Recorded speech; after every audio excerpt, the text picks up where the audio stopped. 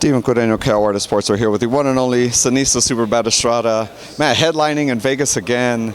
This, I feel like you just have to be pinching yourself every time this happens, right? Like knowing where you came from, you know, you and your dad in the gym, fighting to get into gyms, you know what I mean? Because people didn't want to train a little girl, and here you are, you know, headlining in one of the biggest promotions on ESPN. Yeah, it's amazing, and I think up until towards the end of training camp is when I realized that I was actually headlining. Like I forgot, just because I'm not used to being the headliner. And my trainer reminded me. He's like, "Wait a minute, you're headlining." I was like, "Oh my God, I am." But it's just something I didn't think about. And then when I actually thought about it, I was like, "Oh my gosh, this is amazing. This is such a great opportunity, and it's what I've worked so hard for since I was little, and it's what all the women in the sport work so hard for, is to be able to get to the point where they can headline and they can have a great platform to they can make good money, and I'm here and I'm at that point, and it's been a long journey, but I'm here finally." When do you feel you started kind of manifesting, not only am I going to be a pro fighter, but I'm going to be the star, I'm going to be the main attraction? When did that kind of start? I know I haven't seen it before, but I'm going to be the one. I think before I started boxing at 8, and I was introduced to boxing at the age of 6 years old. So I think it was right after watching my first or second boxing match. I was like, that's what I'm going to do, and I'm going to be a world champion. I'm going to be signed with the biggest promoter in boxing, and I'm going to fight on TV, and I'm going to headline.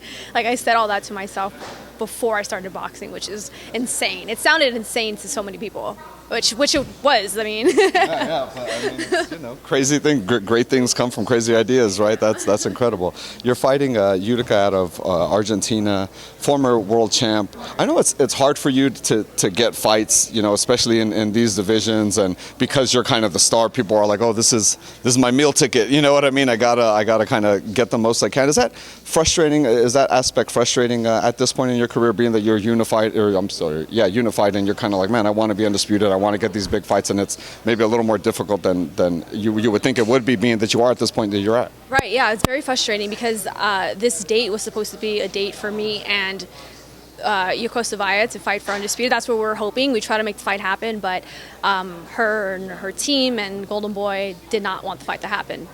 Plain and simple. So hopefully we can make it happen next. I heard she's going to be here on Friday, so hopefully that's the start of them finally wanting to make the fight happen. So it does get frustrating because these champions say that they want to fight me, and they're say that, call me out, I guess you can say, and then when it comes to making the offer, all of a sudden they're not accepting the fight. So that gets frustrating.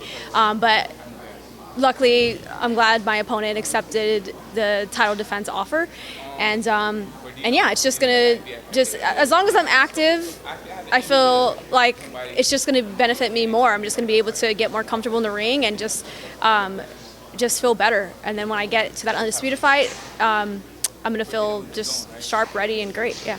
Do you think your history with Golden Boy has anything to do with maybe the negotiations with Yocosta not kind of coming to fruition? Yeah, I think so, and I think Golden Boy Promotions, for sure, they know the outcome of the fight. They know it's going to happen. They know I'm going to win. I mean, come on, the skill level is just such a huge difference, and they know that. So, yeah, they can try to hold it off for as long as they can, but it's going to come to a point where they just have to make the fight happen. They can't keep running and hiding. That was a little bit of Seniesa Twitter coming out. Twitter Seniesa coming out. I love Seniesa on Twitter. I told you that before, but you come out firing on Twitter. Sometimes I have to stay off of it, because if not, it'll be wild. So I have to control myself and say, all right, go to sleep now, or put your phone down now. Save it in the draft and then see it in the morning. Maybe I don't want to say that. Maybe. Yeah, I gotta hold back a lot. That's hilarious. Don't do it too much, because it's fire. It's fire when you get the good ones out there. It's good stuff. Just want to get your take. Obviously, the Saturday after your fight, Terence Crawford versus Errol Spence, right? We've been talking about it. I feel like I've been talking about it since I started talking to you. Yeah, it's been that long in the making. Last time, I don't want to be asked about it until it happens, because I was getting so tired of it. It was right here. Yeah. You're like, I'm kind of tired to talk about it. But we're here. We're here now, yeah.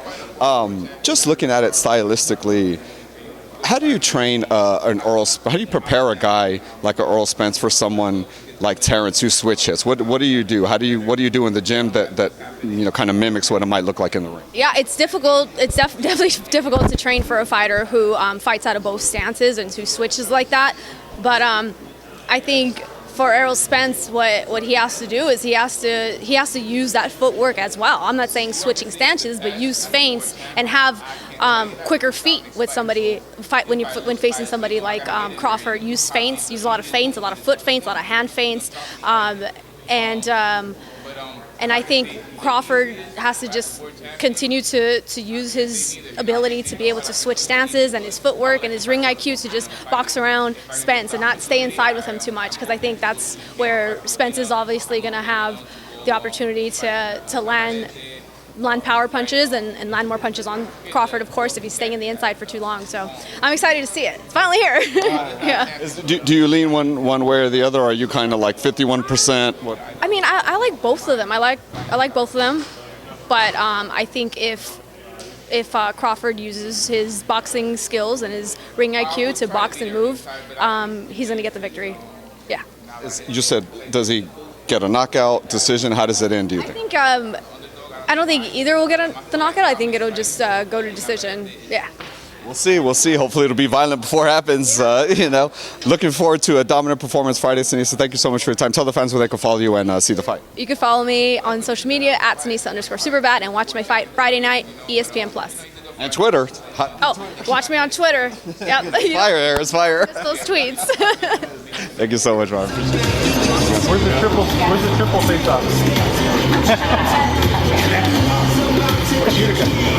Let me get a single real quick. That's fine. You need to come this way. Come forward a little bit, right there. Yes, I got you.